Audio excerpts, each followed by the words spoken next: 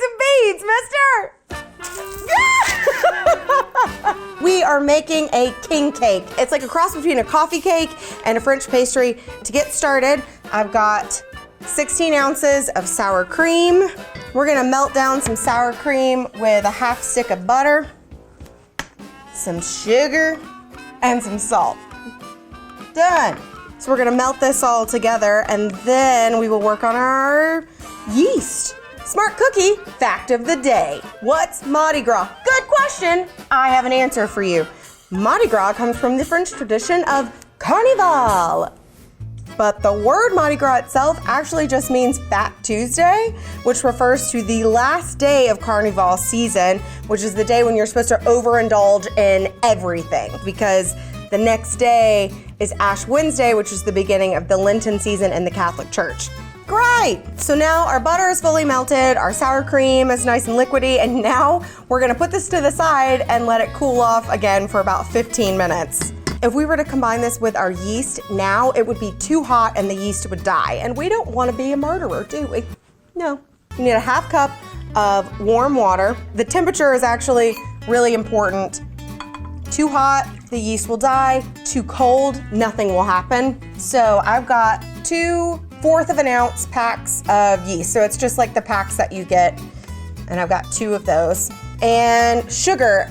So while our sour cream mixture is cooling off, we're gonna leave this to bloom for a little while. It's already smelling yeasty. This has cooled off to a reasonable temperature.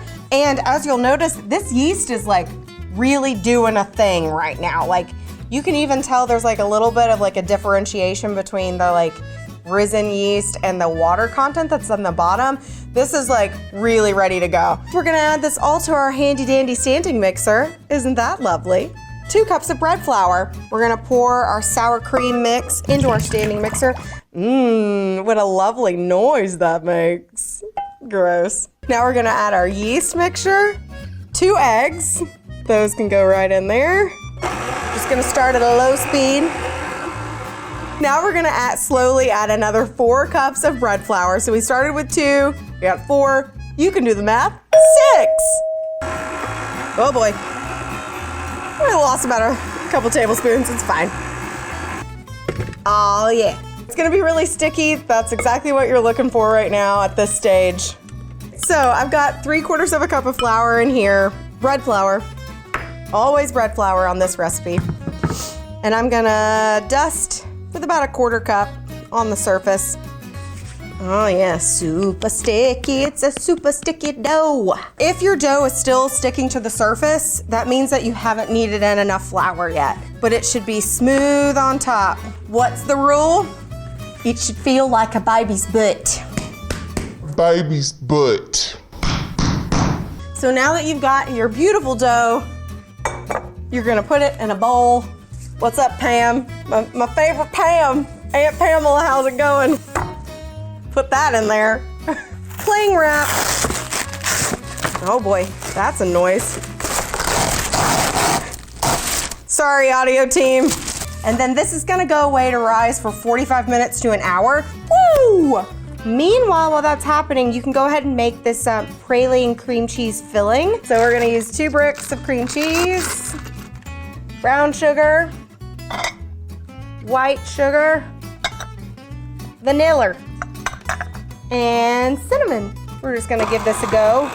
You'll wanna make sure that your cream cheese is softened at room temperature. Cold, it'll make it more difficult to get smooth. Great.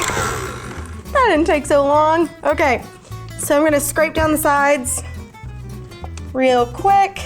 Then we're gonna crack an egg into the filling. Is that a nice sound effect in there? So now we're just gonna beat 1 egg into the filling.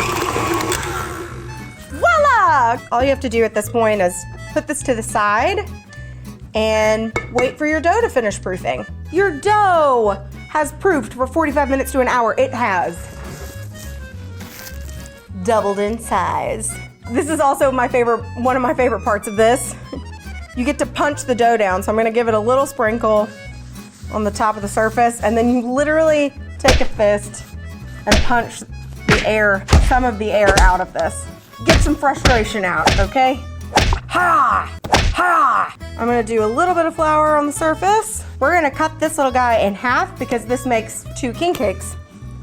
With 1/2 of this, you're gonna put it back in your bowl, set it to the side, and you'll wanna make sure that you cover it because you wanna try to keep it from being exposed to too much air because it will form a skin on top, which is gross. All right, just gonna work on rolling this guy out. There we go. Voila! So now you've got a nice big rectangle of dough. Bring back that lovely filling that you made. So we're just gonna take half of our filling, plop it down there, and you're just gonna spread this into an even layer. It's kind of similar to a cinnamon roll. Because this is praline, that means we gotta have pecans. So I'm gonna sprinkle about 1/2 cup, and then you'll use the other half for the other half. Just like with a cinnamon roll, now you're gonna roll up from the long side, and I do what I like to call typewriter fingers. And you just wanna try to keep the roll as even as possible. Rolling it up, it's a roll 'em up. You're just gonna pull the edges together and try to crimp them together because you're gonna wanna put this guy seam side down. Just like that. You're just gonna use a little bit of water to help moisten the ends of this because it's covered in flour, you know? And you can tell I'm kind of pulling sides of this pastry dough now that it's wet and sticking it to the other side. All right, so now it's round. So now you're gonna take your king cake and you're gonna put it on a sheet tray that you have already got some parchment paper on. Cover them in saran wrap or cling wrap or whatever you've got, and he's gonna go back and proof for 45 minutes to an hour. See you later. We're back. Look at that guy. He's doubled in size and he's all fluffy. Both of your cakes will bake for 25 minutes at 350, and then they're gonna cool for an hour and a half before you can do the last step, which is decorating. Ta-da! So now that this king cake has cooled for an hour and a half, we are ready to decorate. Okay, so first things first, we're gonna make a really simple milk glaze. So I've got some powdered sugar in this beautiful milk glass bowl right here. We're gonna add a little bit of butter, because everything's better with butter. Some vanilla extract, and we're gonna add some milk. We're just gonna give it a little stir. That's kind of what you're looking for, right? Before we frost this guy, we have a very, very important step. You must place a tiny, tiny, tiny baby Jesus inside of your cake. Look how tiny he is. He's so tiny. Okay, why do we do this? Okay, this tradition is because this cake is usually served on the Epiphany, which in the Catholic Church is the day that the wise men came to the manger and found this tiny baby Jesus asleep in a manger. And so we're gonna hide the baby Jesus inside of the cake, and the tradition is that whoever finds baby Jesus becomes the king for the day, but also has to host the celebration for the next year. I'm gonna poke a little hole in the bottom of this cake. Baby Jesus, bye-bye. So now he's inside of there. We're just gonna pour slowly, slowly, drizzle our frosting. Ah! I'm gonna spread it out, it's gonna be fine. This doesn't have to be perfect because we're gonna add sprinkles. Look at that, frosted. The official colors of Mardi Gras are purple, green, and gold. Do you know that they have meanings? They do. Purple is for justice. So we're gonna do this in bands across. Green is for faith, and gold is for power. Sprinkles everywhere on the floor. There are so many sprinkles on the floor right now. I'm sorry. Ta-da! It's a king cake! Look at that! I think it's pretty and I know it's gonna taste good.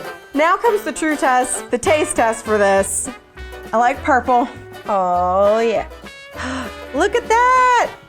It's a cinnamon roll. You can kind of see the swirl in there. Now the question is, did I get the baby?